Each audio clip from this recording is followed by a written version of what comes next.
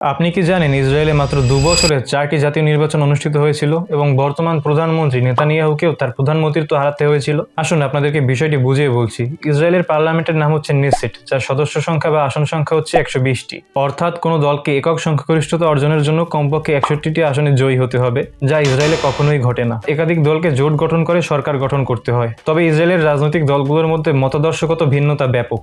যেমন ইয়েশ আতিদ নামে একটি রাজনৈতিক দল চায় যে প্যালেস্টাইন এবং ইসরায়েল নামক দুটি দেশই থাকুক। অপরদিকে ইয়ামিনা নামে অপর একটি রাজনৈতিক দলের দাবি হচ্ছে শুধুমাত্র একটি দেশ থাকবে এবং সেটি হচ্ছে ইসরায়েল। তাই ৩-৪টি দল মিলে সরকার গঠন করলেও তা বেশি দিন টিকতে পারে না এবং পুনরায় নির্বাচন করতে হয়। ঠিক এই কারণে ২০২০-২১ সালের ২ বছরে মোট ৪বার জাতীয় নির্বাচন অনুষ্ঠিত হয়। ২০২০ সালের মে মাসে ৩ দফা নির্বাচন শেষে নেতানিয়াহু তার প্রধান প্রতিপক্ষ বেনি গান্সের সাথে মিলে সরকার গঠন করে। বিষয়টি আপনারা এভাবে চিন্তা করতে পারেন যে শেখ হাসিনা এবং ডক্টর শফিকুর রহমান মিলে সরকারি দল হিসেবে সরকার গঠন করলো, এনসিপি এবং বিএনপি বিরোধী দল হিসেবে সংসদে বসলো।